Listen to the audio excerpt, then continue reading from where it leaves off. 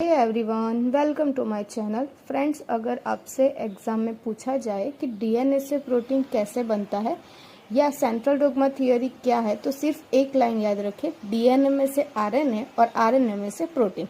आज इस पूरे प्रोसेस को इतनी सिंपल लैंग्वेज में समझेंगे कि आप कभी नहीं भूलेंगे।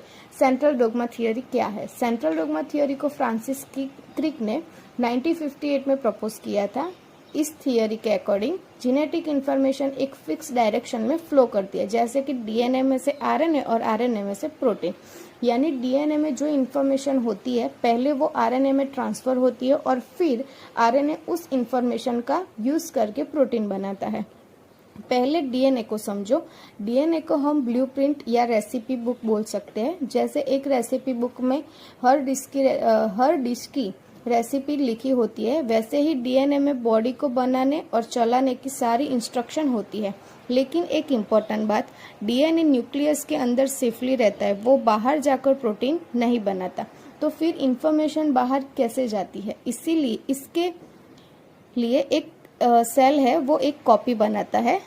फर्स्ट है ट्रांसक्रिप्शन। जो ट्रांसक्रिप्शन है उसको डीएनए से एमआरएनए, डीएनए में से एमआरएनए बनता है, उसको हम क्या बोलेंगे? ट्रांसक्रिप्शन बोलेंगे। यानी डीएनए का सिर्फ रिक्वायर्ड जीन कॉपी किया जाता है, या ये कॉपी मैसेंजर आरएनए एमआरएनए के फॉर्म में बनाती है। एमआरएनए का काम सिर्फ मैसेज लेकर जाना है, इसीलिए इसे मैसेंजर आरएनए कहा जाता है। और फिर दूसरा स्टेप है, एमआरएनए से न्यूक्लियस से बाहर आता है। एमआरएनए न्यूक्लियस से निकलकर साइटोप्लाज्म में आता है, वहाँ ये रिबोसोम के पास पहुँचता है। रिबोसोम को हम प्रोटीन फैक्ट्री भी बोलते हैं, यानी प्रोटीन सिंथेसिस होती है वहाँ पे। फिर तीसरा स्टेप है ट्रांसलेशन, जिधर आरएनए से प्रोटीन बनता है। अब रिबोसोम एमआरएनए को रीड करता है।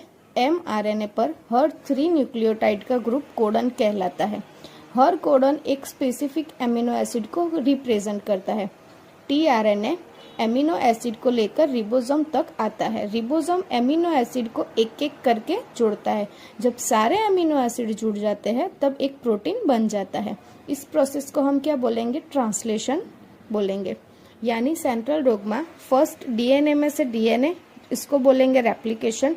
देन डीएनए में से डीएनए डबल स्ट्रैंडेड है, इधर एक सेल कॉपी करके वो सिंगल स्ट्रैंड में कन्वर्ट होगा, उसको बोलेंगे डीएनए में से आरएनए, उसको बोलेंगे हम ट्रांसक्रिप्शन। और वो डीएनए में से जब आरएनए बनता है वो न्यूक्लियस के अंदर बनता है, और आरएनए में से जब ट्रांसक्रिप्शन होके वो प्रोटीन बनता है वो साइटोप्लाज्म में बनता है।